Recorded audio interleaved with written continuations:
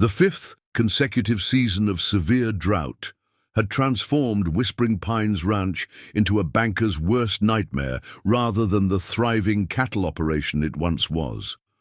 The sprawling western pastures that Jackson Miller's great-grandfather had purchased in 1894 stood barren, their potential locked beneath cracked earth and withered vegetation that years of traditional ranching methods had failed to overcome. Jackson stood at the edge of his last viable grazing area, boots sinking into soil that barely supported the few remaining cattle he'd managed to keep from selling. Before we jump back in, tell us where you're tuning in from, and if this story touches you, make sure you're subscribed, because tomorrow I've saved something extra special for you. At 53, his weathered face had settled into permanent lines of worry. His powerful shoulders, built through decades of physical labor, now stooped with the weight of impending failure. "Not looking good, Scout," he said to the aging border collie at his heels. The dog whined softly, pressing against his leg as they walked toward the dwindling herd, the animal's ribs showing despite Jackson's best efforts to maintain their health. The Miller family had survived the Dust Bowl, weathered the farm crisis of the 1980s, and adapted to changing markets for generations. But 4 consecutive drought years, a devastating wildfire last season, and steadily rising operating costs had pushed Whispering Pines Ranch to the brink of collapse. Jackson climbed onto his aging quarter horse, Rusty, the once gleaming chestnut. Coat now dulled with age, matched Jackson's own fading prospects. The cattle drive he'd planned for the coming week, an expense he could barely afford, would be his last desperate attempt to reach the rumored green pastures in the unexplored northern valley. "One last drive," he muttered as he surveyed his diminished herd. "That's what we need to stay afloat." The bank's latest notice had arrived yesterday, giving him 60 days to make a substantial payment or face foreclosure. The letter had ended with a handwritten note mentioning that Westland Development Group had expressed significant interest in acquiring the property, a thinly veiled suggestion that Jackson should consider selling the land his family had worked. For 4 generations, the unexplored Northern Valley had frustrated 3 generations of Millers. His grandfather had claimed there was something unnatural about how the terrain was laid out, too orderly for nature's work, he'd insisted. Jackson's father had simply declared it a waste of time and focused on the productive southern pastures instead. But now, with grass failing in the reliable sections and margins razor-thin, Jackson had no choice but to attempt what his ancestors had abandoned. Every additional acre of grazing land could mean the difference between keeping or losing the ranch. The sound of tires on gravel announced a visitor, a sleek black SUV bearing Westland Development Group's logo pulled up alongside. The barn. Rebecca Winters, Westland's chief acquisitions officer for nearly a decade, stepped out. She knew every rancher in 3 counties by name and could recite their property values from memory.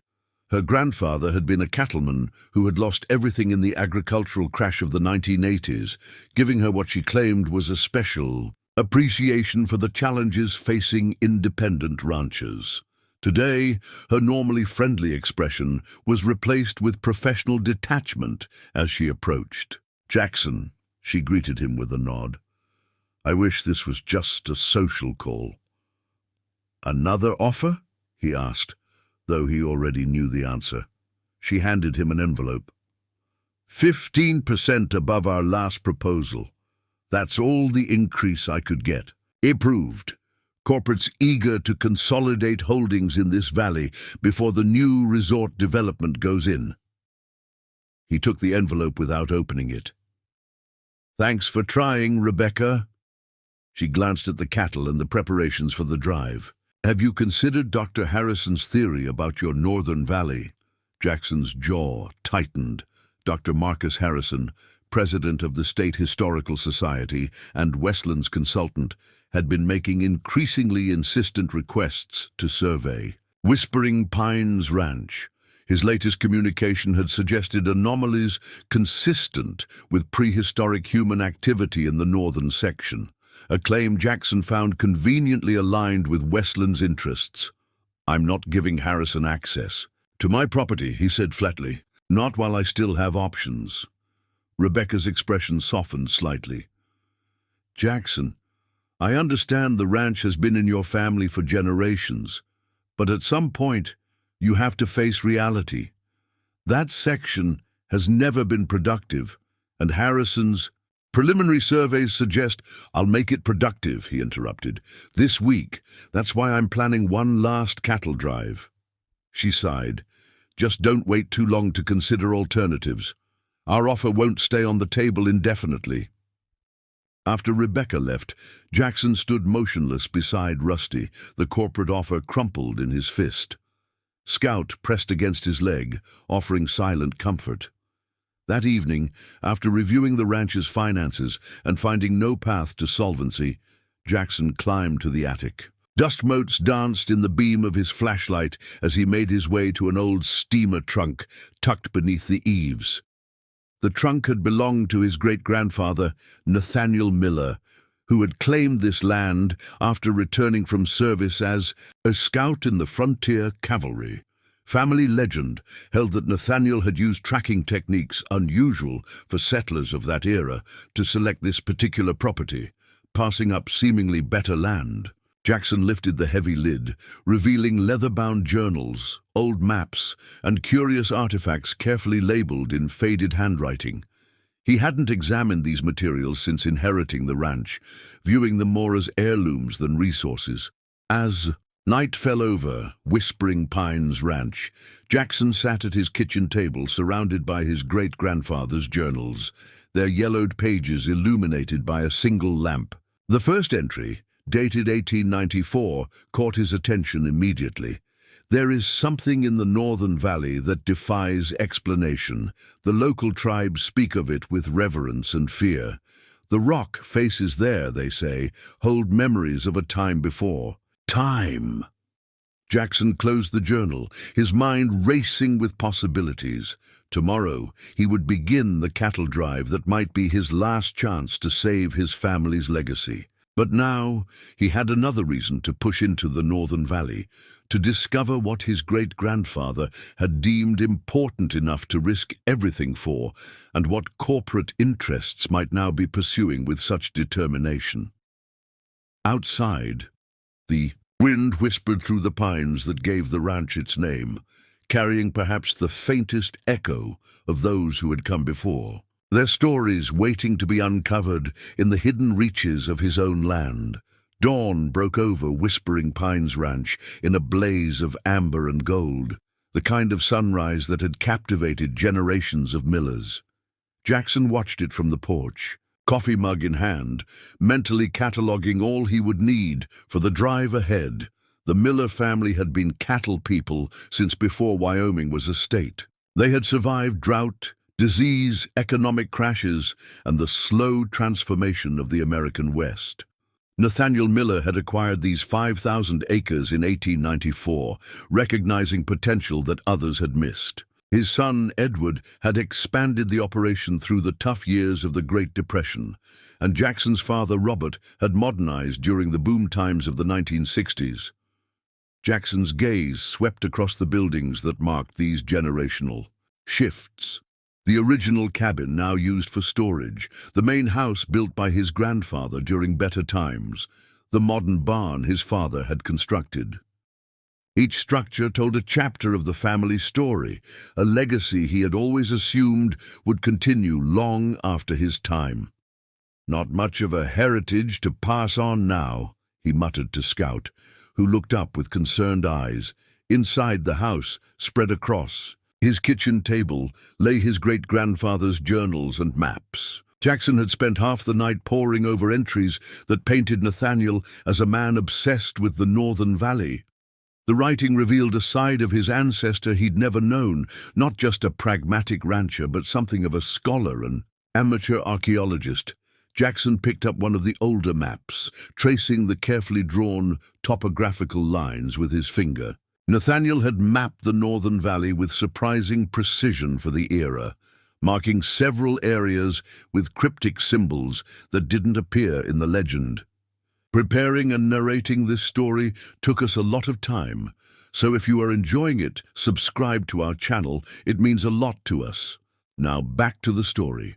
His great-grandfather had written extensively about local tribal legends concerning the valley, recording stories told to him by a Shoshone guide named Two Hawks. According to these accounts, the valley contained sacred spaces where the ancient ones had painted their dreams upon the stone. Nathaniel's later entries suggested he had found evidence supporting these stories, but had deliberately kept his discoveries private. An entry from October 1897 was particularly intriguing. I have spoken with Professor Whitcomb from the university. His interest in my description of the valley seemed excessive, bordering on inappropriate. When I refused to guide him to the site, his manner changed entirely. He suggested that artifacts of historical significance are not meant to remain in private hands, and that certain authorities might take an interest in my tax situation should I prove uncooperative. I will record no further details of my findings in writing. Jackson frowned, seeing parallels between this century-old interaction and his recent experiences with Dr. Harrison and Westland Development. Whatever his great-grandfather had found in the Northern Valley, others had coveted it even then.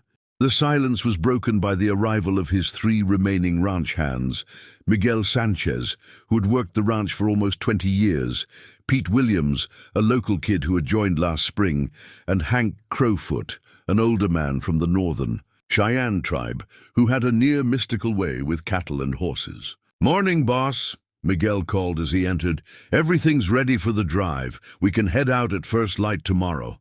Jackson nodded, folding the map. "Good. We'll take the whole herd through Cottonwood Pass and then north toward Thunder. Basin, my great-grandfather's journals mention year-round grass in the valley beyond." Henke, who rarely spoke unless he had something meaningful to say, studied Jackson with knowing eyes. "Your grandfather showed me that valley once, maybe 30 years back. Strange place. The old people of my tribe have stories about it." Jackson looked up sharply. "What kind of stories?" "Stories about a place where the veil is thin between our world and the spirit world, where the ancient ones left messages on stone." Hank shrugged. "Just stories." "You ever been up there yourself?" Jackson asked. "No," Hank admitted. "Your father declared it off limits after your grandfather died. Said it was too difficult for the cattle to access, not worth the trouble." Jackson considered this information.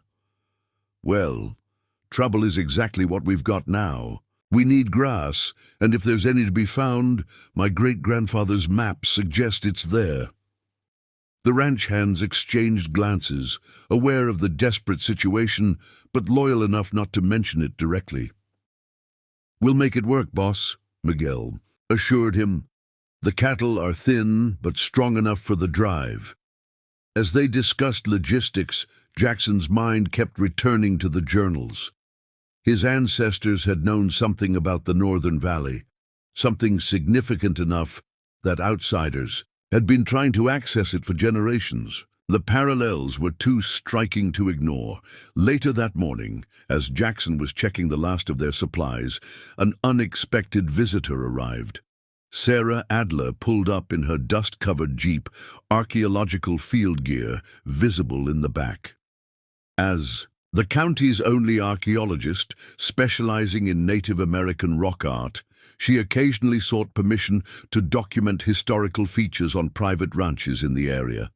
Jackson had always been cordial, but cautious with her, mindful of his father's warnings about letting government scientists poke around the property. Today, her timing seemed suspicious. "Dr. Adler," he greeted her with reserved politeness. "What brings you out this way?" Sarah smiled, pushing her battered field hat back on her head.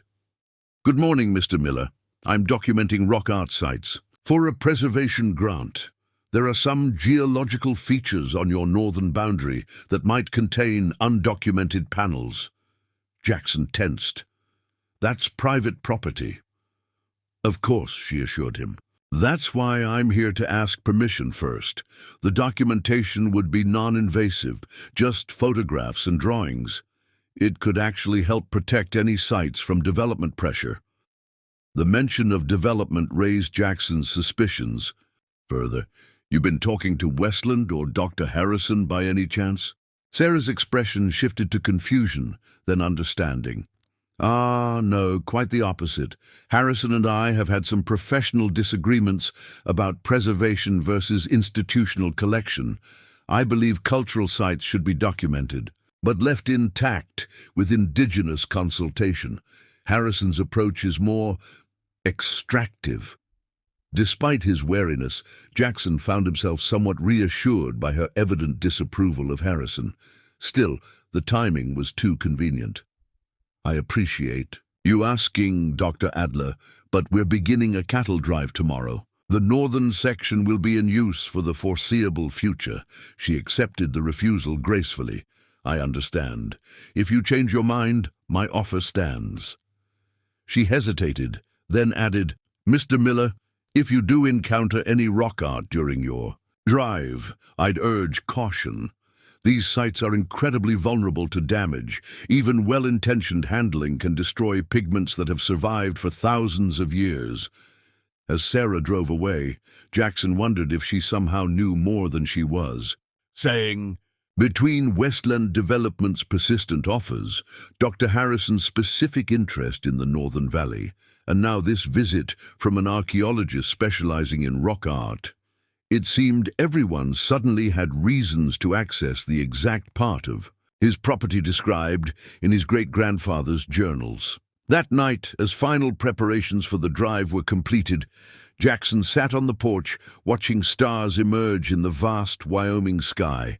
Scout rested at his feet, and the occasional lowing of cattle drifted from the holding pens. Tomorrow would begin either the last chapter of the Miller family's ranching legacy, or perhaps an entirely unexpected new beginning. Either way, Jackson was determined to discover what lay in the Northern Valley that had captivated his great-grandfather and attracted such persistent outside interest for over a century. The pre-dawn air carried a biting chill as Jackson and his 3 ranch hands prepared to move the herd. 67 head of cattle, significantly fewer than the hundreds the ranch had once supported, stood restlessly in the holding pen. Jackson mounted Rusty, settling into the familiar worn leather of his saddle, Scout circling excitedly below. "Weather. Report says we've got clear skies for 3 days. Miguel announced, tightening the cinch on his bay mare. "Should be enough to reach the Northern Valley if we push steady." Jackson nodded, his eyes scanning the horizon. "Let's move out before—" The sound of an approaching vehicle cut him off. Headlights pierced the early morning darkness as a black SUV followed by a larger truck rumbled up the drive. Jackson's jaw tightened. Even at this hour, it seemed Westland Development was determined to interfere. Rebecca Winters stepped out of the SUV, accompanied by Dr. Marcus Harrison. From the truck emerged 2 men carrying what appeared to be surveying equipment. "Jackson," Rebecca called, approaching the corral. "I'm sorry to interrupt, but Dr. Harrison insisted on speaking with you before you depart." Harrison stepped forward, his tall frame wrapped in an expensive outdoor jacket that had clearly never seen actual field work. At 60, his silver hair and academic bearing gave him an authoritative presence he wielded like a weapon. "Mr. Miller," Harrison began without preamble, "I've reviewed historical records that strongly suggest significant archaeological resources in your northern section. As president of the State Historical Society, I'm obligated to inform you that disturbing potential archaeological sites could violate several preservation statutes." Jackson remained mounted, the elevated position allowing him to look down at Harrison. "My cattle grazing on my land doesn't violate anything, Doctor. Now, if you'll excuse us, we have a drive to begin." Harrison's professional smile didn't reach his eyes. Of course. However, I've taken the liberty of filing a preliminary archaeological significance designation for the area described in these coordinates. He produced an official-looking document. This creates a mandatory 30-day assessment period before any ground-disturbing activities can take place. Anger flashed through Jackson. You can't just declare parts of my private property off-limits without evidence or permission.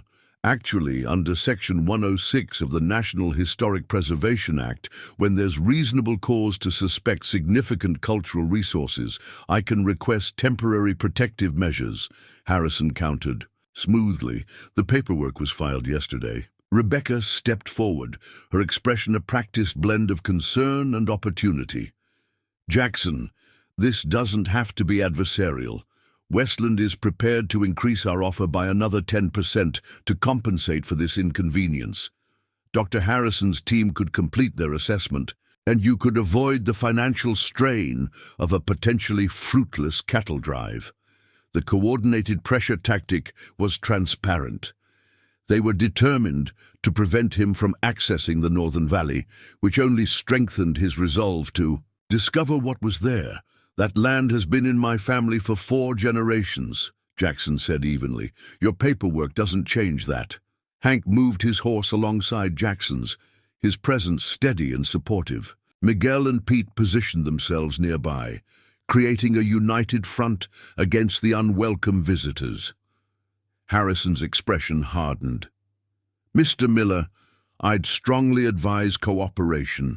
The Historical Society has considerable influence with various regulatory agencies, water rights boards, grazing permit offices, tax assessment. That sounds an awful lot like a threat, Dr. Harrison, Hank interrupted, his usually quiet voice carrying unexpected authority. Harrison glanced dismissively at Hank. Simply a statement of fact. Historical preservation is taken very seriously by multiple government entities. Jackson had heard enough. Here are some facts for you, Doctor. I haven't seen any official notification of this supposed designation. Until I receive proper legal notice through appropriate channels, I'm continuing with my planned activities on my private property. He turned to Rebecca. As for Westland's offer, the answer remains no.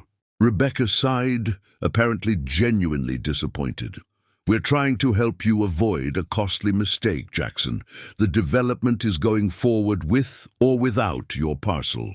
The resort plans are finalized, and the financial projections are extraordinary. This is your chance to benefit, rather than become an isolated holdout. Jackson removed his hat, wiping his brow before resettling it firmly. My great-grandfather didn't buy this land for its resort potential, Rebecca. He saw something worth preserving for future generations. I aim to honor that vision. Harrison's patience visibly thinned. Your sentimentality is admirable, but impractical. Whatever Nathaniel Miller found in that valley belongs to our collective historical record, not locked away on private land where it can't be properly studied or preserved. The casual mention of his great-grandfather by name caught Jackson off guard. How much did Harrison actually know about Nathaniel's discoveries? Seems like you've done your homework on my family, Dr. Harrison. Harrison straightened. The Historical Society maintains extensive archives. Your great-grandfather's correspondence with Professor Whitcomb in 1897 is part of our collection. The connection between Whitcomb and Harrison suddenly crystallized. In Jackson's mind, the same institution, the same fixation on the Northern Valley, generations apart. And then you should know that Whitcomb's tactics didn't work on my great-grandfather either, Jackson replied. Now we have cattle to move. Harrison's polite facade finally cracked. You're making a serious mistake, Miller. That valley contains irreplaceable cultural treasures that shouldn't be trampled by livestock. If you won't act responsibly, we'll be forced to pursue emergency injunctive relief. Jackson signaled to his ranch hands, and they began opening the corral gates. The cattle moved forward, forcing Rebecca and Harrison to step back. "Send whatever paperwork you want," Jackson called over his shoulder as they began moving the herd. "I'll have my lawyer look it over when we return." As they rode away, Miguel moved his horse alongside Jackson's. "Boss, you sure about this? Sounds like they could cause real trouble." Jackson watched the morning sun beginning to illuminate the distant ridgeline that marked the entrance to the northern valley. "They're already causing real trouble, Miguel. Question is why they're so determined to keep us away from that valley." Pete, the youngest of the hands, looked concerned. "What if there really are important artifacts or whatever up there? Could we get in actual legal trouble?" "Grazing cattle isn't going to damage anything that's survived for centuries," Jackson replied. "But Harrison's reaction tells me there's something significant there, something worth finding before they figure out how to take it." Hank, riding, sweep behind the herd, had remained silent during the confrontation. Now he spoke, his words carrying across the open range. "Your great-grandfather and my grandfather were acquaintances, Jackson. There are stories passed down in my family about a man who respected the old ways, who protected something important in that valley. The elders say he was a guardian, not an owner." Jackson turned in his saddle. "You never mentioned that before." Hank shrugged. "Wasn't my story to tell until you were ready to hear it. Seems like that time has come." As the herd moved steadily and north, Jackson felt the weight of responsibility settling across his shoulders, not just for the ranch's survival, but for whatever legacy his great-grandfather had been protecting all those years ago. Whatever lay in the northern valley had been important enough for Nathaniel Miller to safeguard it for decades, important enough that a century later, powerful interests were still determined to control it. Behind them, the dust from their departure settled on Westland's vehicles. Jackson didn't need to look back to know that Rebecca would be on her phone immediately, and that Harrison would be accelerating whatever legal maneuvers he had planned. The race to the Northern Valley had officially begun. The first day of the cattle drive unfolded under a merciless sun. Jackson and his men pushed the herd steadily northward, following the weathered trail that skirted the eastern edge of the ranch property. The land grew progressively more rugged, transitioning from open prairie to rocky foothills, dotted with scrub juniper and sage. By mid-afternoon, they reached Cottonwood Creek, normally a reliable water source, but now reduced to a shallow trickle by the prolonged drought. Jackson dismounted, letting Rusty drink while he studied his great-grandfather's hand-drawn map. "We'll water the herd here," he announced, "then push on another few miles before making camp. Tomorrow's the hard part, getting through Thunder Pass." Miguel looked skeptical. "Thunder Pass hasn't been used for a cattle drive in, 20 years? Your father always said it was too narrow and dangerous." "My father had better options," Jackson replied. "We don't." As the cattle drank from the diminished creek, Jackson walked a short distance away, unfolding a more detailed section of Nathaniel's map. According to his great-grandfather's notes, Thunder Pass wasn't just a geographical feature, but a deliberate choice, a difficult route that discouraged casual exploration of what lay beyond. Hank approached silently, nodding toward the map. "Your ancestor was clever. The Shoshone and Arapaho knew other ways into that valley, but they kept that knowledge close, only shared it with those they trusted." Jackson looked up sharply. "You think my great-grandfather was shown another route?" "His map suggests it," Hank replied. "See this marking here? That doesn't match the actual terrain of Thunder Pass. It shows a different passage entirely." Jackson studied the area Hank indicated, noting the subtle inconsistency between the map and the landscape he knew. Why would he mislabel it? "To protect what's beyond," Hank said simply. "Same reason my people didn't share all their knowledge." with government mapmakers. The implications settled heavily. Nathaniel had deliberately created an inaccurate map, one that would appear correct to casual inspection, but would mislead anyone seeking the true path to the valley. The question was whether Jackson could decipher his great-grandfather's actual route. By evening, they had established camp in a sheltered draw. The cattle, though thin from drought conditions, had traveled well. As Miguel and Pete tended the herd, Jackson and Hank pored over the maps by firelight. "There," Hank said finally, indicating a faint line that initially appeared to be a crease in the aging paper. "This isn't Thunder Pass at all. This shows a route through Shadowback Ridge, here." He pointed to a forbidding line of cliffs visible in the distance. Jackson frowned. "That ridge looks impassable." "To most eyes, yes," Hank agreed. "That's why it was chosen." The distant sound of vehicles broke the evening stillness. Jackson grabbed his binoculars, scanning the route they had traveled earlier. 2 sets of headlights were visible, moving along the ranch access road. "They're following us," he muttered. Miguel joined them, his expression grim.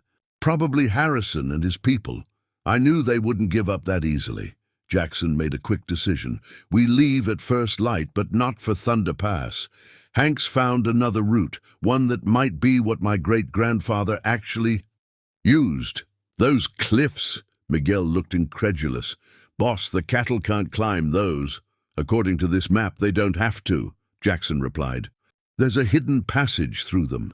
If we can find it, we'll have a full day's lead on Harrison. They'll waste time waiting for us at Thunder Pass while we're already in the valley."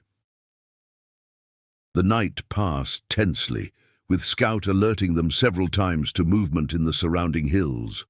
Jackson took the final watch before dawn, using the quiet hours to study the map's subtle markings more carefully. One notation in particular caught his attention: a small symbol resembling an eagle beside what appeared to be a rock formation. Next to it, in his great-grandfather's precise handwriting, "Look for the sentinel stone, where shadow meets light at dawn." As the first hint of daybreak touched the eastern horizon, Jackson woke the others. They broke camp quickly, leaving the fire's ashes to mislead anyone following their trail. Rather than continuing along the obvious path toward Thunder Pass, they veered west toward the forbidding ridge. "Your father would think we've lost our minds," Miguel commented as they urged the cattle toward what appeared to be a solid wall of stone. Jackson said nothing, his eyes scanning the cliff face as the rising sun gradually illuminated it. Then he saw it, a distinctive pillar of rock standing apart from the main ridge. As the dawn light struck it, the shadow it cast pointed directly to a narrow fissure in the otherwise solid wall. "There," he said, pointing. "The sentinel stone. And there's our passage." The opening was barely visible, disguised by an optical illusion created by overlapping rock formations. From most angles, it appeared to be nothing more than a shallow depression in the cliff face. Only when approached from the precise direction indicated by the sentinel's shadow did the passage reveal itself. "Your great-grandfather was either brilliant or crazy," Pete marveled as they guided the lead steer toward the opening. "Probably both," Jackson replied, feeling a growing connection to his ancestor. The passage proved challenging but navigable. Narrow at its entrance, it widened into a twisting canyon barely wide enough for 3 cattle abreast. The footing was treacherous in places, forcing them to dismount and lead their horses through the most difficult sections. By mid-morning, the passage began to brighten ahead, and the distinctive smell of water and vegetation reached them, scents so rare in the drought-stricken ranch that the cattle quickened their pace instinctively. "We're getting close to something," Miguel called from his position near the front of the herd. Then, abruptly, the narrow canyon opened into something none of them had expected. Before them lay a hidden valley, sheltered on all sides by towering ridges. Unlike the parched landscapes they had left behind, this secluded basin contained a spring-fed meadow of lush grass. A small lake gleamed in the center, fed by a waterfall cascading down the far cliff face. "Good Lord," Pete whispered. It's like finding the Garden of Eden. Jackson dismounted, allowing the reality to sink in. His great-grandfather had known about this place, a natural refuge untouched by drought, invisible from the surrounding terrain, accessible only through a secret passage. The cattle moved eagerly toward the grass and water, their instincts overriding any need for guidance. As the animals dispersed across the meadow, Jackson noticed something else. The cliff walls surrounding the valley weren't uniform. On the western side, a massive rock face rose nearly vertical for hundreds of feet, its surface unusually smooth. Hank had noticed it too. "That's what they're after," he said quietly, pointing to the cliff. "That's what your great-grandfather protected."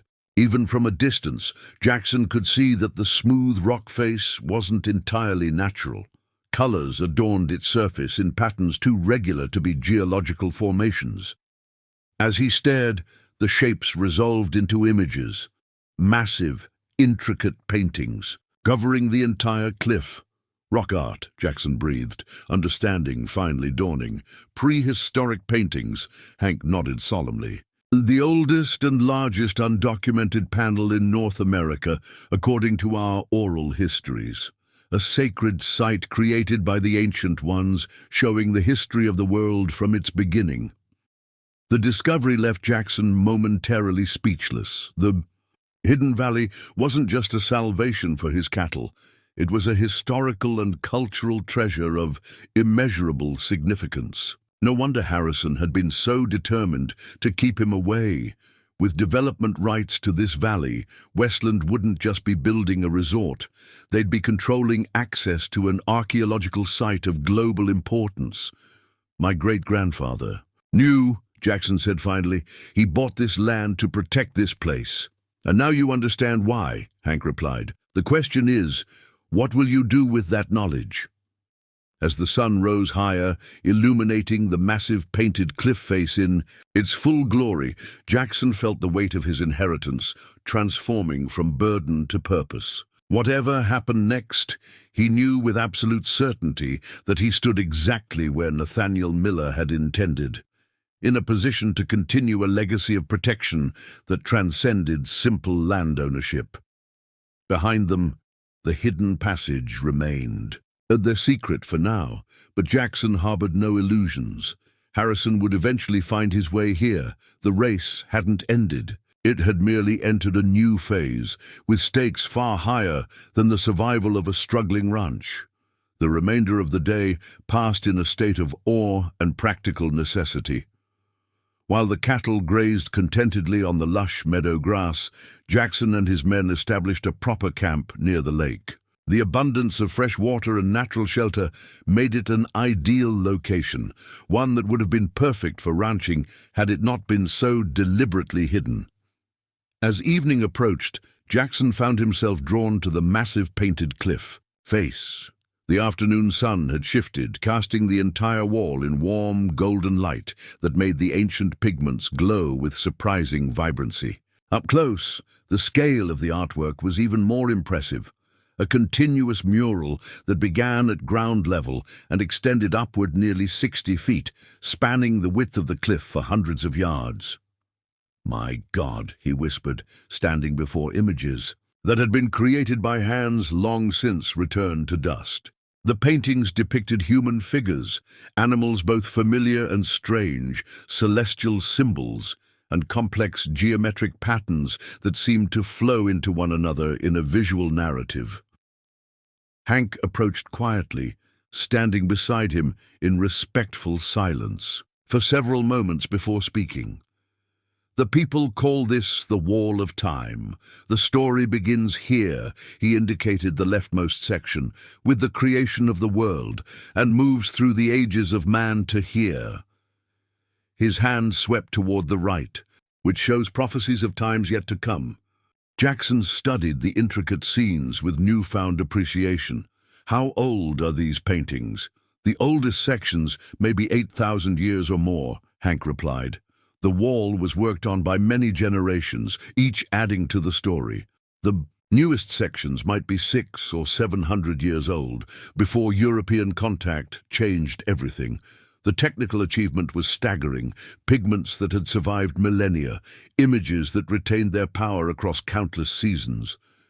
But more than the artistic achievement, Jackson found himself moved by the connection to human experience across vast stretches of time. Did my great-grandfather understand what he'd found? Hank nodded. According to our stories, he was shown this place by two hawks, who was an elder's son. Nathaniel promised to protect it from those who would exploit it. He kept that promise his entire life. As darkness fell, they returned to camp, where Miguel had prepared a simple meal. The mood was subdued, each man processing the magnitude of their discovery in his own way. Pete, the youngest, seemed particularly affected. "My grandfather used to tell stories about places like this," he said quietly. "Sacred spaces where the old drawings showed the history of the world. I always thought they were just legends." Jackson stared into the campfire, thinking of his own ancestor. "We need to understand exactly what we're dealing with. I need to know more about what my great-grandfather knew." He retrieved his saddlebags and withdrew Nathaniel's journals, turning to entries he hadn't yet examined closely. Now, in the context of this hidden valley, his ancestors' words took on new significance. August 15th, 1894. "Two hawks has shown me something today that changes everything. I lack words to properly describe the magnitude of what I have seen. The valley contains not merely a scenic wonder, but a historical record, unlike anything documented by modern science. The paintings are extensive and ancient beyond reckoning. Two Hawks says his people have protected knowledge of this place for countless generations, allowing only those of proper understanding to visit. I asked why he would reveal such a sacred site to me, an outsider. His answer was both simple and profound, because the spirits have shown me that a time of great change is coming. Our people will be scattered and our traditions challenged. We need allies who will protect this knowledge until the proper time returns for it to be widely shared. I've given my word to purchase this land and ensure the valley remains undisturbed. The paintings must be protected from those who would exploit them as mere curiosities or worse, destroy them in the name of progress." Jackson turned the page, finding a passage from several months later. November 3rd, 1894. Professor Whitcomb continues to press for information about the archaeological anomalies I mentioned during our conversation at the Historical Society dinner. I regret my momentary indiscretion in discussing the valley at all, even in vague terms. The man's interest borders on obsession. When I suggested that some things are better left undisturbed, he became quite agitated, lecturing me about the march of scientific progress and the obligation of private citizens to report historical findings. What Whitcomb fails to understand is that the wall is not merely an artifact to be catalogued and removed to a museum. It is a living history, one that Two Hawks people believe contains wisdom essential for future generations. I have drafted the property deed with specific language to ensure the Northern Valley remains protected even after my death. The most illuminating entry came from much later, dated just months before Nathaniel's death, April 18th, 1930. I am an old man now, and my time as guardian of the valley draws to a close. Edward will assume responsibility, though I fear he lacks proper appreciation for what he protects. I have shown him the passage and the wall, but he sees only a curious relic, not the profound legacy it represents. The Historical Society now, under Whitcomb's son's leadership, continues periodic attempts to gain access. Their persistence across decades confirms the wisdom of Two Hawks' caution. Some knowledge is meant to be preserved, but not exploited, protected until humanity has wisdom equal to its power. I have created a separate document with fuller details to be passed to the generation that will need it. When the time comes, When the signs shown on the rightmost section of the wall begin to manifest, a miller will need to understand the full significance of what lies beneath the surface of this land. Jackson looked up from the journal, a chill running through him despite the campfire's warmth. He mentions a separate document, something with fuller details. I've never seen anything like that among the family papers. Hank considered this. Your great-grandfather was clever about hiding important things. Perhaps this document is secured somewhere unexpected. Jackson thought back to the contents of the steamer trunk. Among the maps and journals had been several artifacts he hadn't examined closely, items he had assumed were merely personal mementos. There was a carved wooden box in the trunk, he recalled. Small, with an unusual locking mechanism. I never found a key for it. Miguel leaned forward. Sometimes the key isn't a key. My grandfather had a box that opened only when you pressed hidden panels in the right sequence. The conversation was interrupted by Scout's sudden alerting bark. The dog stood rigid, facing the direction of the hidden passage, ears forward. Someone's coming, Pete whispered unnecessarily. Jackson signaled for the fire to be doused. In the sudden darkness, they listened intently. Distant voices echoed faintly from the direction of the slot canyon, accompanied by the sounds of equipment being moved. Harrison, Jackson muttered. He found the passage sooner than I expected. Impossible, Miguel countered. Nobody could have tracked us through those rocks in the dark, unless they already knew about the passage, Hank suggested quietly. Your great-grandfather wasn't the only one with maps, Jackson. The realization struck forcefully.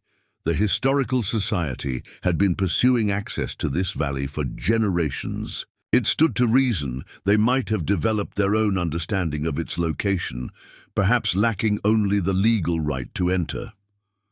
We need to be strategic, Jackson said, keeping his voice low.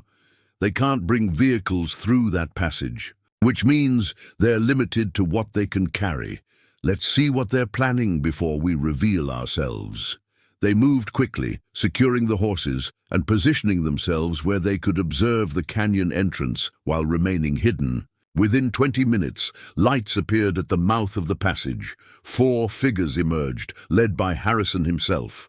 They carried specialized equipment, cameras, surveying tools, and what appeared to be ground-penetrating radar. They came prepared, Pete whispered. They knew exactly what they were looking for. Harrison directed his team with precision, setting up powerful lights that illuminated the massive cliff face. Even from a distance, Jackson could see the man's expression, a mixture of triumph and academic avarice that confirmed his worst suspicions. This wasn't about preservation, it was about possession. What do we do, boss? Miguel asked. They're trespassing on private property. Jackson watched as Harrison's team began photographing and measuring the wall paintings with methodical efficiency. For now, we observe. I want to know exactly what they're after before we confront them. Hank's voice was grave when he spoke. They will not be satisfied with documentation, Jackson. The Historical Society has sought control of the Wall of Time for over a century. Now that Harrison has found it, he won't leave empty-handed. As if confirming Hank's assessment, one of Harrison's team began unfolding what appeared to be sample collection tools, small chisels, bags, and preservation chemicals. They're planning to take pieces of it, Jackson realized with mounting anger. They're going to damage paintings that have survived thousands of years. The choice was suddenly clear. Whatever legal complications might follow, Jackson couldn't allow the desecration of something his ancestor had sworn to protect. He stood, stepping into the moonlight.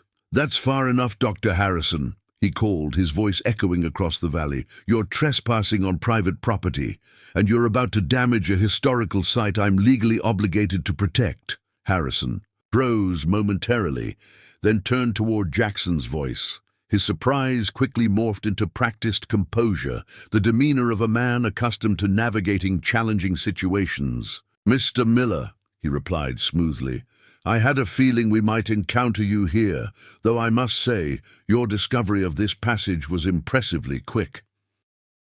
Jackson approached steadily, aware of Miguel, Pete, and Hank spreading out behind him. Scout remained at his side, hackles raised. "This isn't a coincidence, Harrison. You knew exactly where to find this place." Harrison gestured to his team to pause their work. "The Historical Society has been researching indigenous rock art sites for over a century.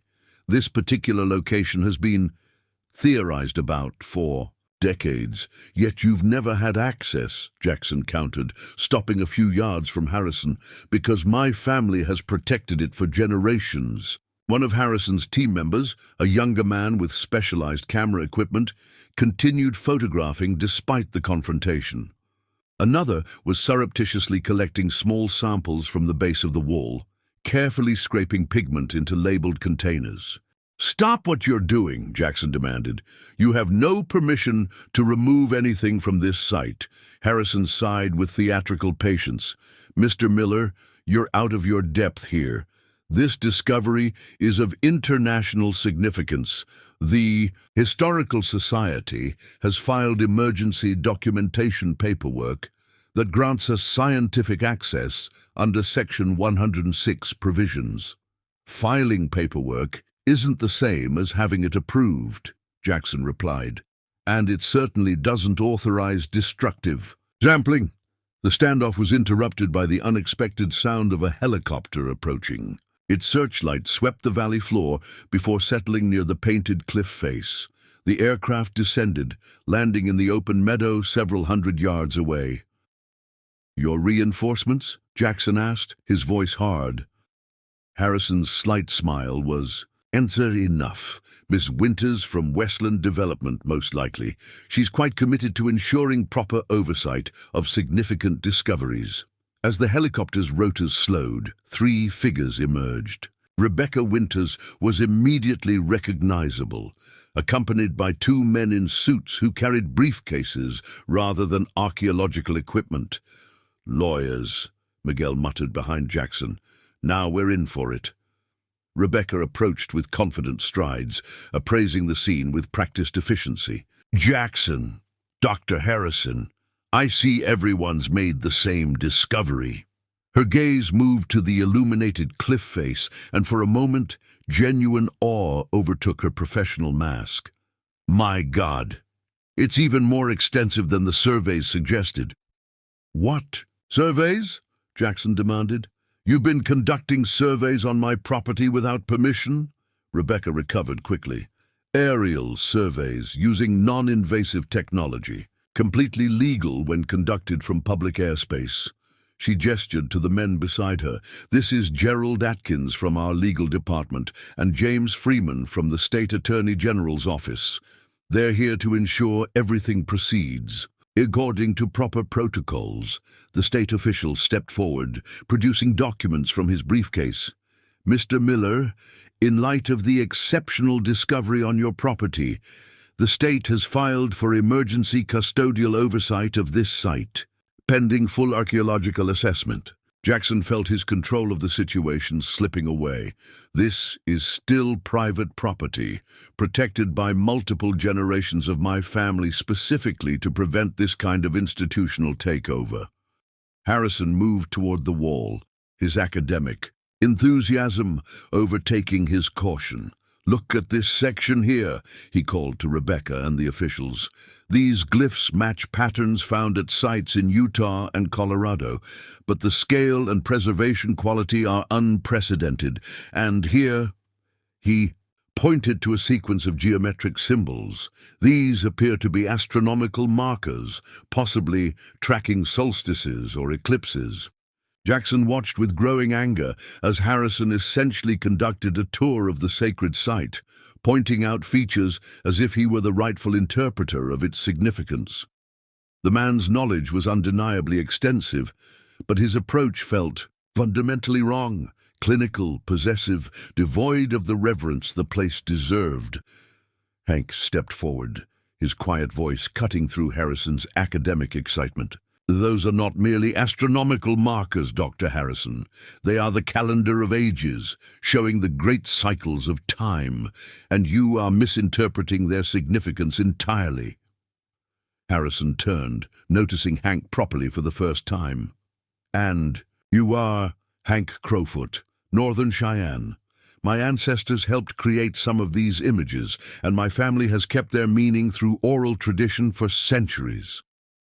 Harrison's expression shifted to one of restrained irritation at the interruption. Mr. Crowfoot, while indigenous perspectives are certainly valuable, modern archaeological methods allow us to establish objective interpretations based on comparative analysis across multiple sites. Hank's response was measured but firm. There is nothing objective about separating these images from the cultural context that gives them meaning. These stories were not created to be analyzed by outsiders, but to preserve wisdom for future generations. The confrontation might have escalated further, but Jackson's attention was suddenly drawn to something he hadn't noticed before. As the powerful lights Harrison's team had set up played across the wall, certain sections of the paintings began to exhibit an unusual property. They seemed to shimmer slightly, as if embedded with reflective materials. Jackson moved closer, to the wall, ignoring the ongoing argument. There was something familiar about the pattern of shimmering elements, something that triggered a memory of his great-grandfather's journals. "The signs, when the time comes," he murmured, recalling Nathaniel's cryptic reference. As he examined the wall more carefully, Jackson noticed that the shimmering elements formed a distinct pattern when viewed from a particular angle, one that matched symbols he had seen in Nathaniel's journal. They appeared primarily in the rightmost section of the mural, the area that Hank had identified as depicting prophecies of times yet to come. One image in particular caught his attention. A circular design containing geometric patterns that resembled the carved wooden box in his great-grandfather's trunk. Within the circle were smaller symbols, including one that looked remarkably like a key. "Hank," Jackson called quietly. "Look at this section here." Hank disengaged from his increasingly heated exchange with Harrison and joined Jackson. His expression changed as he recognized what Jackson had found. "The seventh seal," Hank said softly. "According to our stories, this section remains hidden until the appointed time when it should be understood." Harrison, never one to be excluded from a discovery, pushed his way over. "What have you found? Some kind of metallic pigment?" But Jackson was no longer listening to Harrison. His focus had narrowed to the circular pattern and what it might mean. The connection to the locked box couldn't be coincidence. His great-grandfather had left a message, one meant to be discovered only when standing before this very wall. "I need to go back to the ranch," Jackson said suddenly. Rebecca stepped forward, alarmed. "No one's going anywhere until we establish proper protocols for site management. This discovery changes everything about the development plans. We need to coordinate with state officials, and this isn't about your development or Harrison's academic career," Jackson interrupted. "This is about something my great-grandfather protected for a reason, something that's more important than any of us realize." The state attorney frowned. "Mr. Miller, I sympathize with your family connection to this property, but we're dealing with a cultural resource of potentially national significance. The state has responsibilities that supersede private interests." Jackson turned to Harrison, whose team continued documenting every inch of the wall. "You've been searching for this place for decades, Doctor. Did you ever stop to consider why my great-grandfather went to such lengths to keep it hidden? Why generations of indigenous people protected it before him?"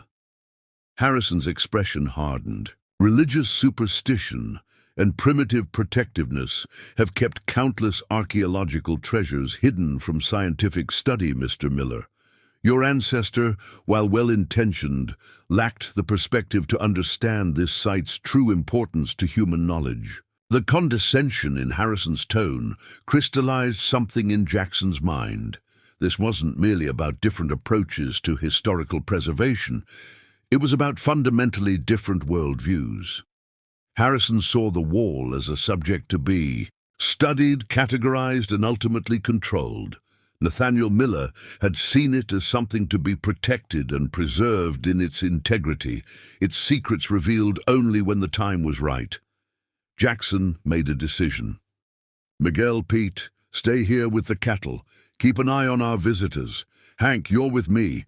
We're heading back to the ranch tonight." "That would be inadvisable," the state attorney interjected. "Leaving the site unmonitored could compromise its integrity." "It survived 8,000 years without your monitoring," Jackson replied. "It can manage another day." As Jackson and Hank prepared to depart through the hidden passage, Rebecca approached privately. "Jackson, be reasonable. This discovery changes everything, including Westland's offer. We're prepared to establish a permanent preservation area as part of the development. You could maintain a stake in the site's future while resolving your financial challenges." Jackson paused, studying her face in the moonlight. "Is that why you're really here, Rebecca? Or is Westland after something more specific, something related to what's hidden in that box my great-grandfather left?" Her momentary hesitation told him everything he needed to know. Whatever secrets the painted wall contained, multiple parties had been pursuing them for generations. His instinct to retrieve the carved box before others realized its significance was the right one. "We'll talk tomorrow," he said finally, "after I've had time to consider my family's responsibilities regarding this discovery." As they slipped away into the darkness of the Slot Canyon, Jackson couldn't shake the feeling that a countdown had begun, one that had been set in motion long before his birth, waiting for precisely this moment in time. The return journey through the narrow passage was more treacherous in darkness, but urgency drove Jackson and Hank forward. They navigated by moonlight and memory, emerging on the eastern side of the ridge shortly after midnight. Without the cattle to slow them, they could make better time across the open country. "You think that box contains some kind of key?" Hank asked as they rode side by side. "More than that," Jackson replied. "The way my great-grandfather wrote about it, I think it contains information, something he deliberately kept separate from his journals because it was too important to risk being found by the wrong people." They pushed their horses hard, pausing, only briefly to rest the animals.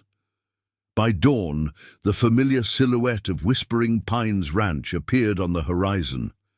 As they approached, Jackson noticed something unexpected, a dust-covered jeep parked near the main house. "We have company," he muttered, slowing his pace. Hank tensed beside him. "Harrison's people." "Don't think so," Jackson replied, studying the vehicle. "Looks like Dr. Adler's jeep." They approached cautiously nonetheless, Scout running ahead to investigate. When they reached the ranch yard, Sarah Adler emerged from the porch, looking relieved. "Mr. Miller! Thank goodness! I've been waiting since yesterday." Jackson dismounted stiffly, his body protesting after the long ride. "Dr. Adler, what brings you back to my property unannounced?" Her expression was earnest, almost urgent. "I came to warn you. The Historical Society has filed emergency papers to access your northern valley. They're claiming evidence of significant archaeological resources requiring immediate professional assessment." "You're about 12 hours too late." "With that warning," Jackson replied dryly, "Harrison and his team are already there." Sarah's face fell. "They found the passage already? That's faster than I expected." Something in her phrasing caught Jackson's attention. "You knew about the hidden passage?" She hesitated, clearly weighing her words carefully. "Not exactly, but I know about the Wall of Time. Or at least, I know the stories about it. My doctoral research focused on indigenous rock art sites that have been deliberately protected from institutional documentation." Jackson exchanged glances with Hank, reassessing the archaeologist. "You'd better come inside, we have a lot to talk about." Once inside the ranch house, Jackson retrieved the steamer trunk from the attic, while Hank explained what they had discovered in the hidden valley. Sarah listened intently, asking occasional questions that revealed both expertise and genuine respect for the cultural significance of the site. The Historical Society has been searching for the Wall of Time for generations, she confirmed. It's become something of an obsession for certain members, especially Harrison. But his interest isn't purely academic. Jackson set the trunk on the kitchen table. What do you mean? Sarah leaned forward. The right side of the wall, the prophetic section, is rumored to contain information about mineral deposits, specifically rare earth elements essential for advanced technology. The indigenous stories describe stones that speak to the sky, which some interpret as references to naturally occurring compounds with unusual properties, like what's underneath Westland's proposed resort development, Jackson surmised, pieces falling into place. Exactly, Sarah nodded. Harrison has been consulting for resource extraction companies for years, while using the Historical Society as cover. If the wall does indeed map ancient knowledge of these deposits, it would be worth billions in the current market. Jackson began removing items from the trunk, carefully setting aside journals and maps until he found what he was searching for. A wooden box, roughly the size of a thick book, its surface covered with intricate carvings. "This is it," he said, placing it on the table. "My great-grandfather's secret box. I've never been able to open it." The box was masterfully crafted from a dark hardwood, possibly walnut. Its surface was covered with carvings that Jackson now realized echoed patterns they had seen on the painted wall. The most prominent was a circular design on the lid, matching the symbol that had shimmered in the light. "May I?" Sarah asked, reaching for the box. Jackson hesitated briefly, then slid it toward her. Her fingers traced the carvings with practiced gentleness, the touch of someone accustomed to handling fragile artifacts. "This is remarkable craftsmanship," she murmured. "The symbols are consistent with Shoshone spiritual iconography, but with unusual elements. See how these lines connect? That's not typical." Hank leaned closer. "The circular pattern matches what we saw on the wall." The section Jackson noticed that seemed to shimmer. Sarah's eyes widened slightly. "Shimmer? How exactly?" Jackson described the effect, how certain pigments had reflected the artificial light differently, creating a pattern visible only from specific angles. "Mica," Sarah said immediately, "or possibly ground crystal mixed with the pigments. Some indigenous artists used these materials for ceremonial paintings, creating effects that would be visible only under specific lighting conditions or at particular times of day." She returned her attention to the box. "The lock mechanism isn't obvious. No keyhole that I can see. It's likely a pressure or sequence system." Her fingers pressed gently at various points on the circular design. "These raised elements might be the key." For several minutes they experimented with different combinations of pressure points, but the box remained stubbornly sealed. Jackson's frustration mounted with each failed attempt. "We need to think like my great-grandfather," he said finally. "He wouldn't have made it impossible to open, just difficult for anyone who didn't have the right knowledge." Sarah sat back. "What do we know about him? What was important to him?" Jackson reflected on the journals he'd read. He was methodical, precise, and he had a deep respect for indigenous knowledge, unusual for his time. "The Wall of Time follows the sun's path," Hank said suddenly, "from east to west. The story begins with the rising sun and ends with the setting sun." Jackson looked at the circular pattern again, noting how the carved lines radiated from a central point. "What if it's not about which points to press, but the sequence following the sun's path?" He placed his finger on the easternmost point of the circle and pressed gently, then moved clockwise to the next raised element. A faint click sounded from within the box. Encouraged, he continued the sequence, working his way around the circle. With the final press, a more substantial click emerged, and the lid loosened slightly. The three of them fell silent, staring at the now unlocked box. "After all these years," Jackson murmured, carefully lifting the lid. Inside lay several items, each wrapped in what appeared to be deerskin that had been treated to resist decay. On top was a folded piece of paper addressed simply, "To the Guardian, who follows."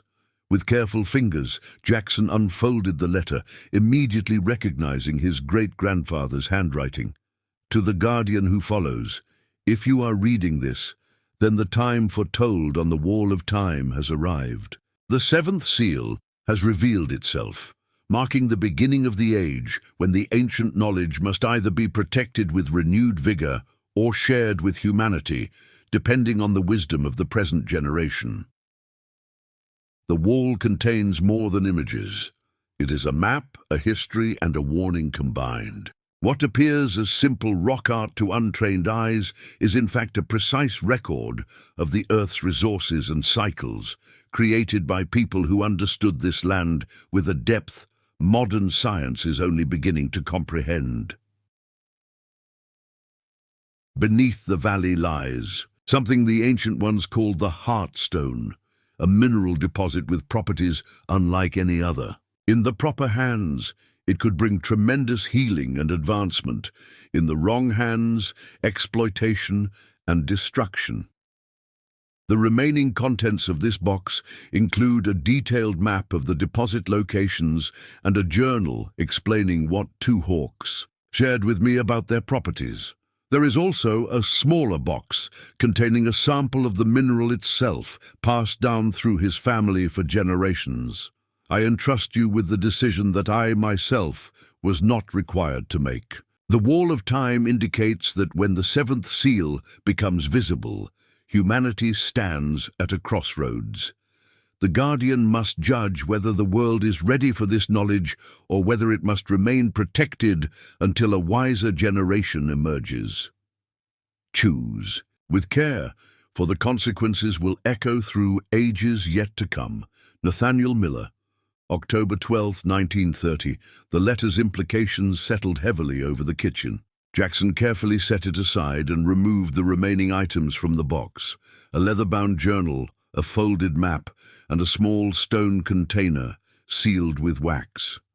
"My God," Sarah whispered, "if this is what I think it is." Jackson opened the small container, revealing several crystalline fragments that seemed to catch the light differently than ordinary minerals, refracting it in subtle, unusual patterns. "The Heartstone," Hank said solemnly. "The ancient ones believed it connected the earth to the stars. Our elders speak of it as a gift and a test, a substance with power beyond imagination that would return to importance when humanity had advanced enough to either use it wisely or destroy themselves with it." Sarah studied the fragments with professional interest carefully tempered by respect. "I've never seen anything like this. The crystalline structure is unlike any known mineral." Jackson closed the container and returned it to the box. "Now we know what Harrison and Westland are really after. This isn't about archaeology or even a resort development. It's about what's underneath the valley." "The question is," Hank said quietly, "what are you going to do with this knowledge? Your great-grandfather left the choice to you: protect it or share it." Jackson stared at the items before him, feeling the weight of responsibility his ancestor had carried. "First, we need to get back to the valley before Harrison damages the wall or locates the deposit. Then I need to decide who can be trusted with this discovery." He looked at Sarah, studying her expression. "Why did you really come here, Dr. Adler? You could have called with your warning." Sarah met his gaze directly. "Because I've spent my career documenting and protecting indigenous cultural sites from exploitation. The Wall of Time isn't just another archaeological discovery. It's a living cultural treasure that deserves protection on its own terms." She paused. "And because I've been tracking Harrison's activities for years, gathering evidence of his ethical violations. When I heard he was moving against your property, I knew I needed to warn you directly." For the first time since discovering the hidden valley, Jackson felt a sense of cautious hope. In Sarah, he had found something unexpected, an ally within. The academic world, who shared his great-grandfather's philosophy about preservation and respect. "Looks like we found our expert," Hank commented with the hint of a smile. Jackson nodded, his decision made. "Dr. Adler, Sarah, we could use your help, but I need to know you understand what's at stake here. This isn't just about preserving history, it's about honoring a sacred trust that goes back thousands of years." Sarah's response was simple, but resolute. "That's exactly why I became an archaeologist, Mr. Miller. Not to take, but to protect." As dawn brightened outside the windows, the three unlikely allies began forming a plan to safeguard both the painted wall and the secret it had protected for millennia. The morning sun had barely crested the eastern ridgeline when Jackson, Hank, and Sarah departed for the hidden valley. They traveled light but purposefully, carrying only essential supplies and the wooden box containing Nathaniel's legacy. Their horses moved at a sustainable pace, conserving energy for the challenging passage through Shadowback Ridge. "Harrison, won't waste any time," Sarah said as they rode. "The Historical Society's standard procedure for emergency documentation is comprehensive and invasive. Core sampling, pigment removal for dating, even detachment of sections for preservation. In controlled environments." Jackson's jaw tightened. "They're not removing anything from that wall. They'll justify it as necessary for scientific preservation," Sarah continued. "But once materials are removed to their facility, access becomes severely restricted, even for legitimate researchers, let alone traditional knowledge keepers." Hank rode slightly ahead, his expression grim. "The wall isn't meant to be divided. Its power comes from the complete story it tells, in that specific place, with the light falling on it exactly as the creators intended." As they approached the hidden passage, Jackson noticed fresh tracks in the soil. Multiple people and equipment had moved through recently. Harrison's team had clearly been reinforced overnight. They secured their horses at the passage entrance and proceeded on foot, moving quietly through the twisting canyon. As they neared the exit into the valley, voices echoed against the stone walls. Numerous people engaged in organized activity. "Remember," Jackson said quietly, "our first priority is to protect the wall. We confront Harrison directly, with Sarah as our expert counterweight." Hank nodded. "And the box stays hidden until we determine the right moment." They emerged from the passage into a transformed landscape. What had been a pristine hidden valley now resembled an archaeological dig site. A dozen people in Historical Society uniforms worked methodically across the area. Scaffolding had been erected along the cliff face, providing access to the higher sections of the painted wall. Portable generators hummed, powering lights and equipment. Near the center of the activity stood Harrison, directing operations with clipboard in hand. Nearby, Rebecca Winters was engaged in conversation with several official-looking individuals who hadn't been present the previous night. More disturbing was the activity directly at the wall itself. Several technicians were carefully removing small sections of pigment, while others used specialized tools to create what appeared to be a grid system directly on the ancient surface. "They're marking it for systematic documentation and sampling," Sarah whispered, horrified. "Those chalk lines will damage the surface patina that's protected the pigments for millennia." Jackson strode forward purposefully, making no attempt to conceal his approach. "Dr. Harrison, stop what you're doing immediately." Harrison turned, registering first surprise, then annoyance at Jackson's return. His expression shifted again when he noticed Sarah. "Dr. Adler, what an unexpected development. I wasn't aware you had professional involvement with this site." "I don't yet," Sarah replied crisply. "But I'm here as an independent expert witness to what appears to be an egregiously unprofessional handling of a major cultural site." Harrison's practiced smile didn't reach his eyes. "The Historical Society has full documentation authority under The emergency preservation order, signed by the State Historic Preservation Officer last night. He gestured to one of the officials standing with Rebecca. Mr. Donovan can confirm our legal standing. The official stepped forward, offering a folder of documents. Everything is in order, Mr. Miller. The site has been temporarily designated as a state cultural resource under emergency protocols. Jackson ignored the papers. Your protocols are destroying what they claim to protect. Those markings on the wall, they're damaging the very surface you should be preserving. Rebecca joined the conversation, her business demeanor firmly in place. Jackson, please understand the bigger picture here. This discovery has implications far beyond your property lines. Westland has already revised our development plans to include a world-class research center that would provide controlled access to the wall while ensuring its protection, while coincidentally giving you control of whatever resources lie beneath it, Jackson countered.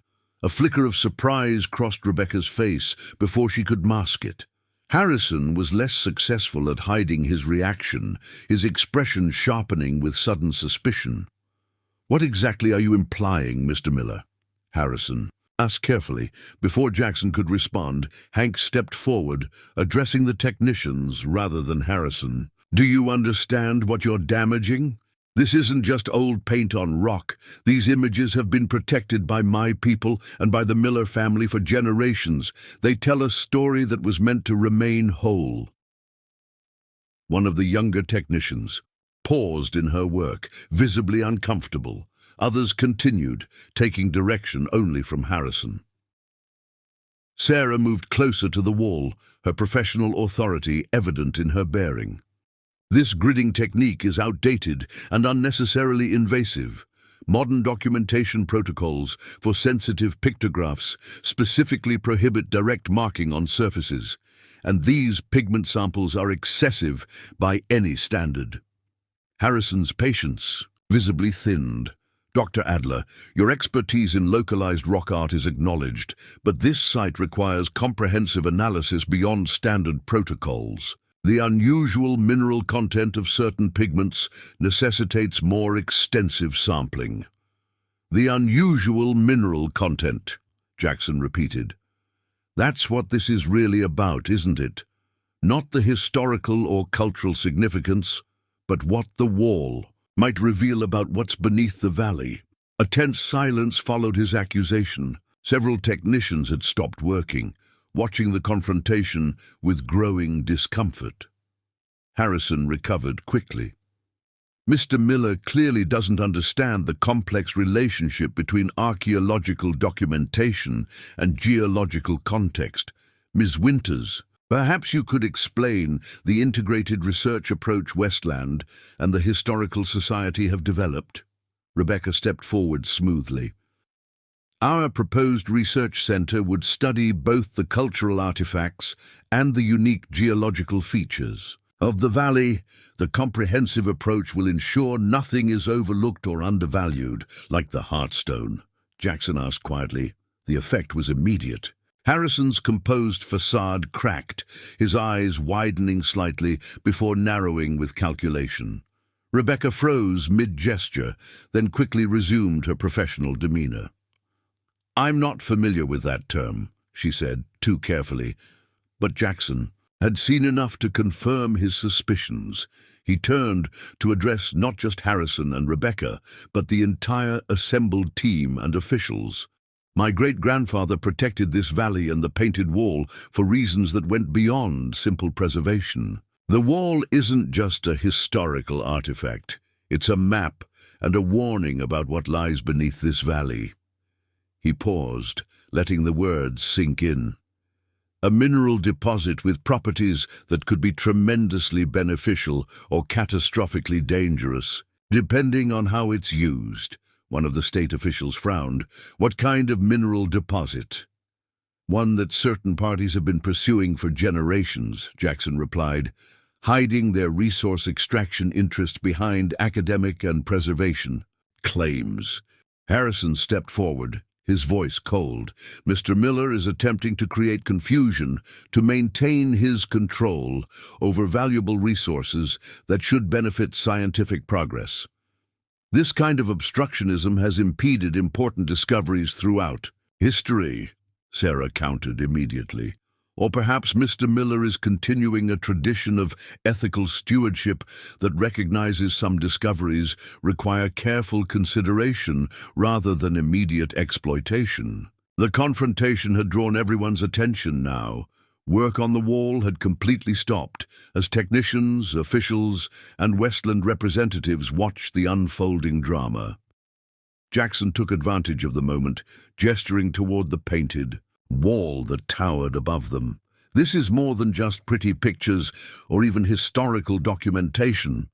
For thousands of years, generations of people contributed to this record of knowledge.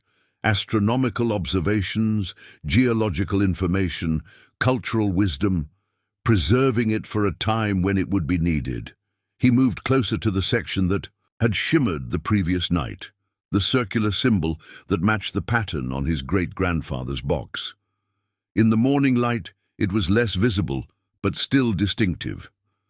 My great-grandfather was entrusted with protecting this place until the time was right. He passed that responsibility to his descendants. Jackson looked directly at Harrison. The question isn't who owns this discovery or who gets to study it. The question is whether we're ready to understand it with the wisdom its creators intended. Harrison's expression hardened with barely contained frustration. This romantic primitivism is precisely why private individuals shouldn't control access to scientific and historical resources. Whatever your great-grandfather believed, Mr. Miller, these are artifacts created by human beings, not mystical repositories of ancient wisdom. Then why, Hank asked quietly, has your historical society pursued access to this specific site for over a century, Dr. Harrison? Why has Westland Development invested millions in acquiring surrounding properties? What makes this painted wall worth such extraordinary effort? The directness of the question created an uncomfortable silence. Several of the technicians exchanged glances, clearly unaware of the historical context of their work. One of the state officials, a woman who had remained quietly observant throughout the confrontation, finally spoke. These are reasonable questions that deserve transparent answers. As the state historic preservation representative, I'm concerned about the unusual urgency and methods being employed here. Harrison began a practiced response about scientific opportunity and preservation priorities. But Jackson was no longer listening. His attention had been caught by something on the painted wall, a subtle change in the shimmering section as the angle of the morning sun shifted. The circular pattern was becoming more distinct, its embedded materials catching the light in. A specific pattern, Sarah, he said quietly, interrupting Harrison mid-sentence. Look at the wall. She followed his gaze, her archaeological expertise immediately recognizing the significance. It's revealing itself in the direct morning light. The pigments were specifically designed to be visible only at certain times of day. As they watched, the shimmering effect intensified, creating a pattern that matched exactly the design on Nathaniel's wooden box. But now, with the full morning light striking it at precisely the right angle, additional elements became visible, lines radiating outward from the circle toward other sections of the wall. It's a key, Jackson realized, the connection suddenly clear. Not just to the box, but to the entire wall. It shows how the sections relate to each other, and to what's beneath the valley. All activity in the valley ceased as the wall's hidden pattern revealed itself in the morning light. Even Harrison stood transfixed, his scientific skepticism momentarily overwhelmed by the undeniable sophistication of what they were witnessing. Remarkable, he murmured, almost to himself. The pigments must contain some kind of crystalline material with specific light-refracting properties. Sarah moved closer to the wall, her trained eye following the newly visible patterns. These lines connect to specific sections. They're showing relationships between elements that appear unrelated. When viewed separately, the shimmering effect continued to intensify, creating an intricate network of connections across the massive painted surface. What had appeared as distinct scenes were revealed to be components of a larger, integrated system of knowledge. One of Harrison's senior technicians approached cautiously, scientific curiosity overcoming institutional loyalty. "Dr. Harrison, we should immediately adjust our documentation approach. This phenomenon changes everything about how we understand the wall's composition." Harrison barely acknowledged the comment, his attention fixed on the central circular pattern. His expression had shifted from academic interest to something more calculating. "These connecting lines," he said, pointing to a specific pattern. "They appeared to radiate toward the northern section of the valley floor, precisely where our preliminary geological surveys indicated anomalies." Rebecca moved smoothly to his side, speaking in a low voice. "We need to accelerate the process. Marcus, if Miller actually knows about the deposit—" Jackson caught the exchange, confirming his suspicions. Westland and the Historical Society weren't just working together. They had specific knowledge about what lay beneath the valley and had orchestrated this entire situation to gain control of it. The state preservation official approached Jackson, her professional demeanor now tinged with genuine concern. "Mr. Miller, I believe we need to pause this entire operation and reconsider the approach. This site is clearly more complex and significant than the emergency filing indicated." Before Jackson could respond, a new figure emerged from the passage entrance, a uniformed county sheriff accompanied by 2 deputies. The law enforcement presence immediately shifted the dynamics in the valley. "Sheriff Dawson," Rebecca greeted with evident relief, "thank you for responding so promptly to our concerns about site security." The sheriff nodded briefly to her before addressing Jackson. "Mr. Miller, I've received reports of interference with a state-authorized archaeological assessment. I'm here to ensure operations can proceed without further disruption." Jackson recognized the tactical maneuver. Westland had escalated to law enforcement, changing this from a scientific and ethical dispute to a legal confrontation. "Sheriff," he replied calmly, "what's happening here goes well beyond a simple archaeological assessment. There are serious questions about the motivations and methods being employed." Harrison stepped forward, his academic authority reinforced by the sheriff's presence. "Mr. Miller has been obstructing a legally sanctioned scientific process, Sheriff. Furthermore, he's making unsubstantiated claims about mineral deposits that may constitute an attempt to conceal valuable resources from proper assessment." The accusation was cleverly constructed, not only positioning Jackson as an obstructionist, but suggesting potential wrongdoing that would justify increased scrutiny of his actions. Sarah moved to Jackson's side, her professional credentials providing some counterweight. "As an independent archaeological expert, I have serious concerns about the methods being employed here. Standard protocols for site preservation are being violated." Sheriff Dawson looked between the opposing groups, clearly recognizing he had stepped into a situation more complex than a simple trespassing dispute. After 20 years in law enforcement, he knew when he was being used as a pawn in a larger game. "Let's take a step back here," he said, removing his hat and wiping his brow in the growing heat.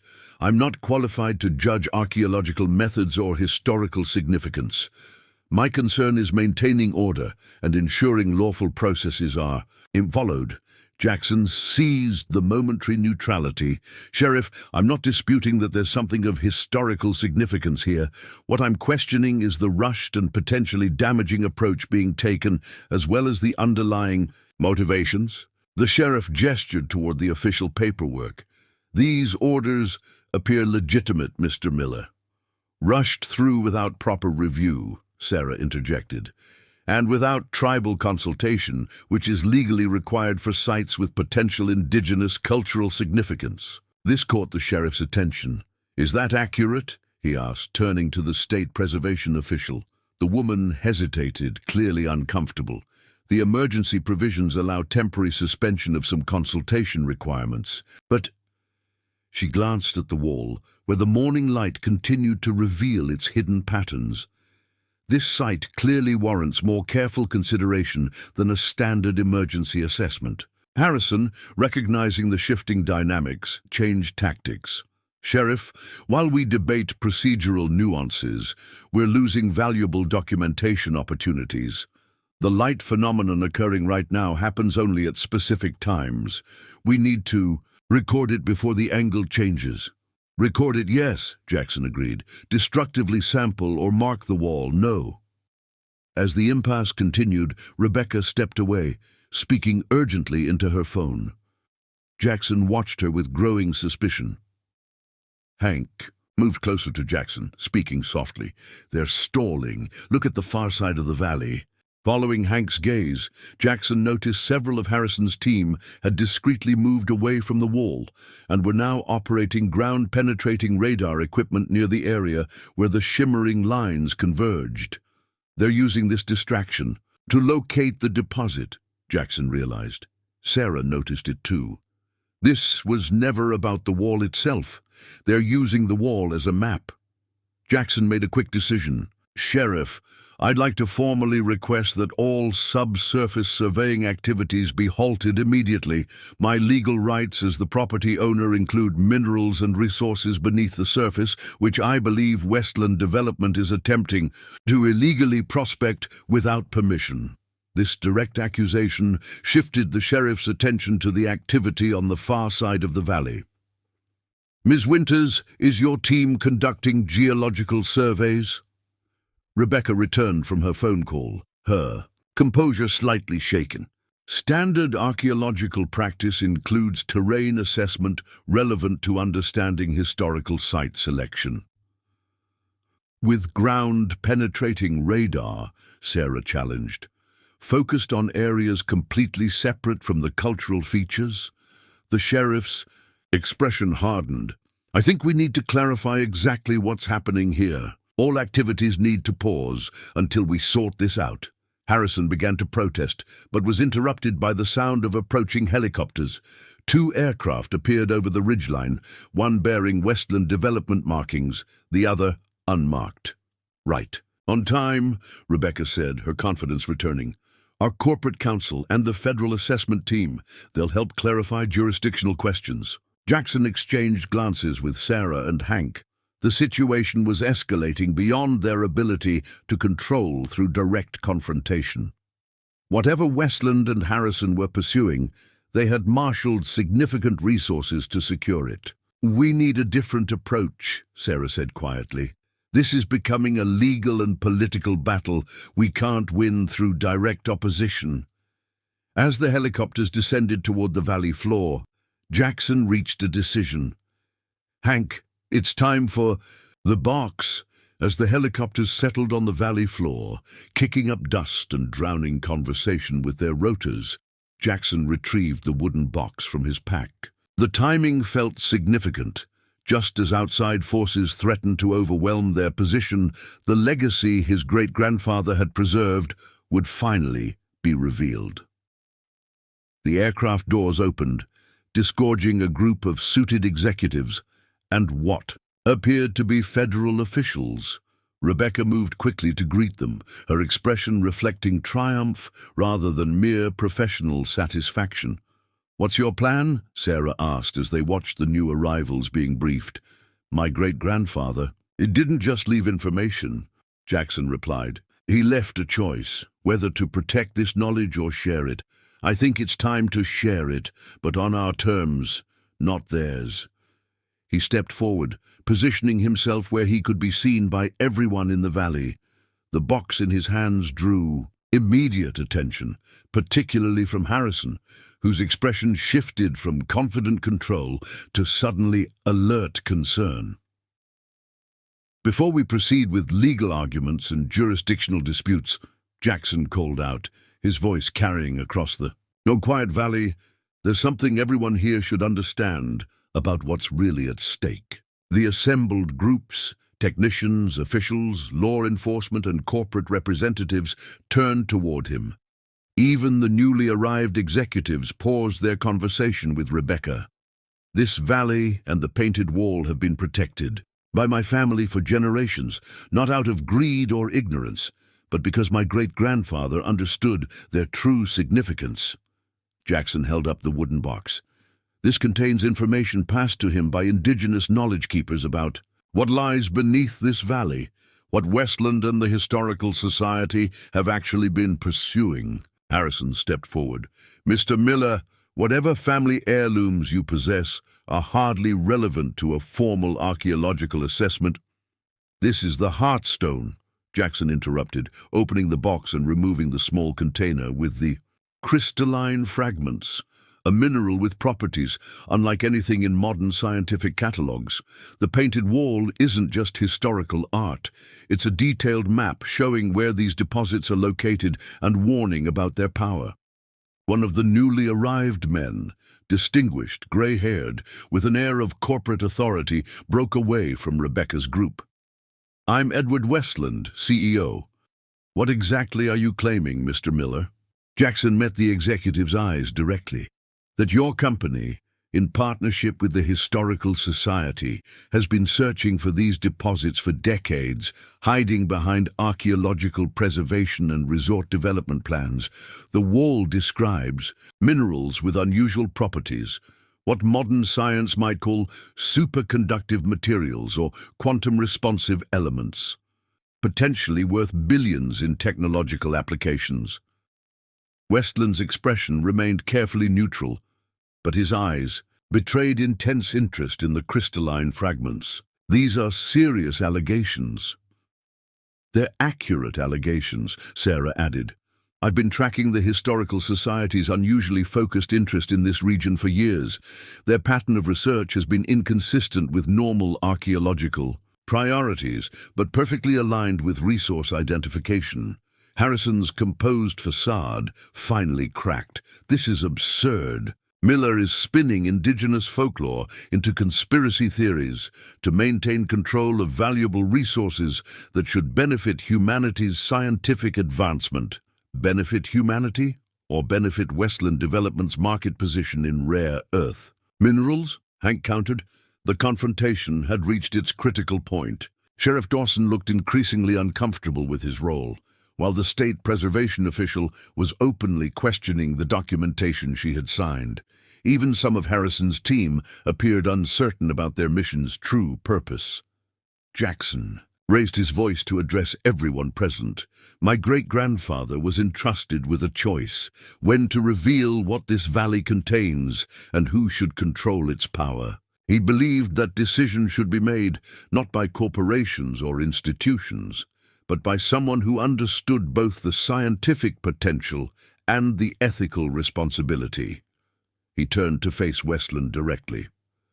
"This discovery doesn't belong to your company, to the Historical Society, or even solely to me. Its significance transcends ownership.